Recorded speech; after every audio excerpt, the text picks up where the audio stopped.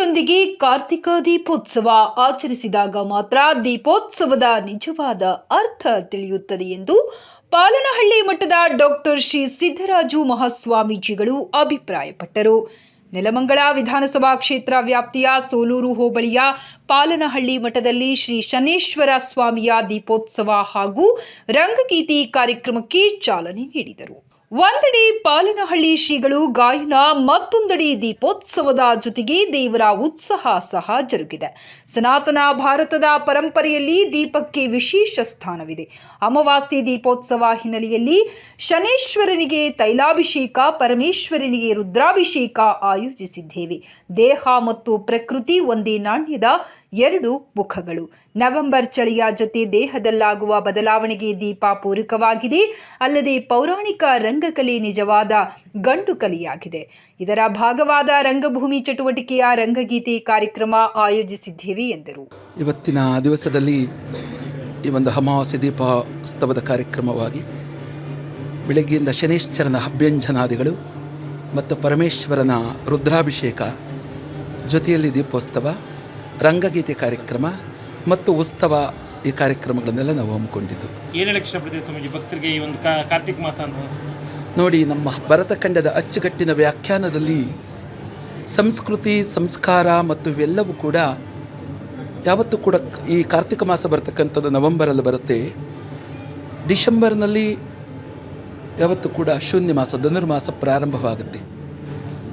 ಪ್ರಾಕೃತಿಕ ನಿಘಂಟುಗಳಲ್ಲಿ ಹೇಳುವುದಾದರೆ ಏನು ವಾತಜ, ಪಿತ್ತಜ, ಕಪಜ ಅಂತ ನಾವೇನು ಹೇಳ್ತೀವೋ, ಚಿತ್ತಶಕ್ತಿ ಬರಬೇಕಾಗಿದ್ದರೆ ಯಾವಾಗ ಚಳಿಗಾಲ ಇರುತ್ತೋ ಆ ಚಳಿಗಾಲದಲ್ಲಿ ನಮ್ಮ ಶರೀರದಲ್ಲಿರ್ತಕ್ಕಂಥ ಮೂಲಾಧಾರಂ, ಸ್ವಾಧಿಷ್ಠಾನ, ಮಣಿಪುರ, ಅನಾಹುತ, ವಿಶುದ್ಧ, ಅಗ್ನಿ, ಸಹಸ್ರಾರು ಚಕ್ರಗಳು ಏನಿದ್ದಾವೋ ನಮ್ಮ ಶರೀರದಲ್ಲಿ ಉಷ್ಣಾಂಶ ಮತ್ತು ಶೈತ್ಯಾಂಶ, ಕನಿಷ್ಠ ಗರಿಷ್ಠ ತಾಪಮಾನಗಳ ವ್ಯತ್ಯಾಸಮಯದಲ್ಲಿ ಪ್ರಾಕೃತಿಕದಲ್ಲಿ ಒಂದು ಶಕ್ತಿ ಬರುತ್ತೆ.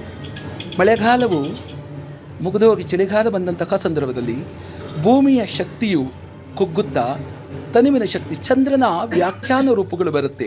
ಯಾವತ್ತೂ ಕೂಡ ಚಂದ್ರ ಅಂತಕ್ಕದ್ದು, ಯಾವತ್ತೂ ಕೂಡ ನಾವು ಪರಮೇಶ್ವರನ ಫೋಟೋದಲ್ಲಿ ಚಂದ್ರನ ಚಿಹ್ನೆಯನ್ನು ಕಾಣ್ತೀವಿ. ಅದರ ಅರ್ಥ ಶೈತ್ಯಾಂಶಕ್ಕೆ ಅಧಿಪತಿಯಾಗಿರ್ತಕ್ಕಂಥವನು ಮಹಾನುಭಾವ. ಇಂತಹ ಸಂದರ್ಭದಲ್ಲಿ ನಮ್ಮ ಅಂತರ್ಭುಕ್ತಿಯಲ್ಲಿರ್ತಕ್ಕಂತಹ ಪರಕಾಯ ಪ್ರವೇಶದ ಅಂತರ್ಭುಕ್ತಿಯ ಲಲಾಟ ಪುಂಜಗಳನ್ನು, ಅಂದರೆ ಕಾಮ, ಕ್ರೋಧ, ಲೋಭ, ಮೋಹ, ಮದಮಶ್ಚರಗಳನ್ನು ದೂರವಿರಿಸಿ ಸ್ವಯಂ ಪ್ರಕಾಶ ತೇಜೋವುಳ್ಳುವಂತಹ ಜ್ಯೋತಿಯನ್ನು ಹಚ್ಚಿದಾಗ ಪ್ರಾಕೃತಿಕ ಶಕ್ತಿ, ಪರಮೇಶ್ವರನ ಆಶೀರ್ವಾದ ಆಗುತ್ತೆ ಅಂತಹ ನಿಘಂಟು ನಮ್ಮ ಭಾರತೀಯ ಸಂಪ್ರದಾಯ.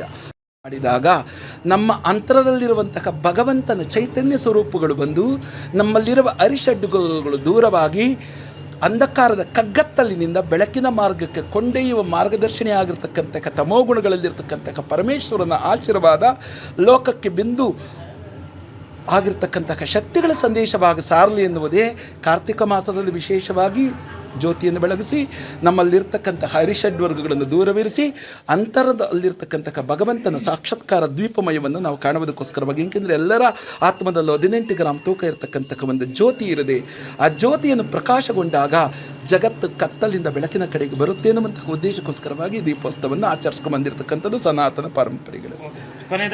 ಇಂತಹ ಸಂದರ್ಭದಲ್ಲಿ ಎಲ್ಲರೂ ಕೂಡ ಭಾಜನರಾಗಿರ್ತಕ್ಕಂತಹ ಭಕ್ತರೆಲ್ಲರಿಗೂ ಕೂಡ ಪರಮಾತ್ಮ ಧನ, ಧಾನ್ಯ, ಆಯುಷ್ಯ, ಆರೋಗ್ಯ, ಕೀರ್ತಿ, ಸಮೃದ್ಧಿ ಅವರವರ ಭಾವಕ್ಕೆ ತಕ್ಕನಾಗಿರ್ತಕ್ಕಂಥ ಆಶೀರ್ವಾದವನ್ನು ಸದಾಕಾಲ ಕರುಣಿಸಲಿ ಅಂತಕ್ಕದ್ದು ವಿಚಾರಕ್ಕೋಸ್ಕರವಾಗಿ ಸನಾತನ ಧರ್ಮ ಮಾಡಿದೆ.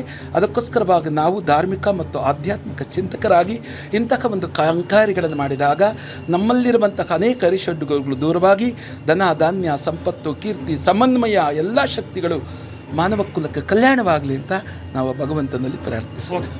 ಇದೇ ಸಂದರ್ಭದಲ್ಲಿ ದೇವರ ಉತ್ಸಾಹ, ವಿವಿಧ ಹೂ ಅಲಂಕಾರ, ದೀಪಗಳ ಸಾಲು ಇನ್ನಿತರ ಧಾರ್ಮಿಕ ಚಟುವಟಿಕೆಗಳನ್ನು ಕೈಗೊಳ್ಳಲಾಗಿತ್ತು.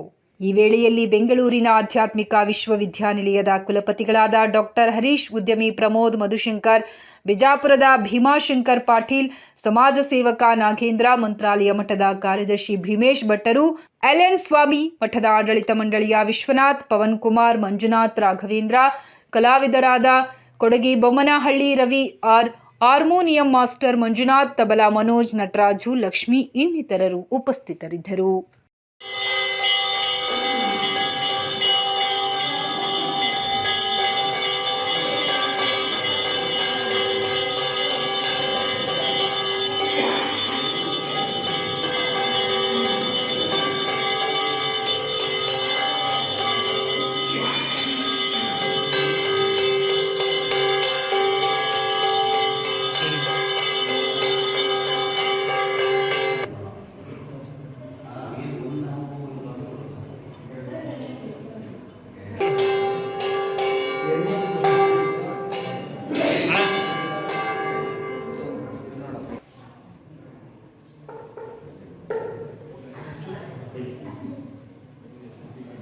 ಸ್ವಾಮೀಜಿಯವರ ಈ ಕಡೆ ಗುರುಗಳೇ, ಈ ಕಡೆ ನೋಡಿ ಗುರುಗಳೇ.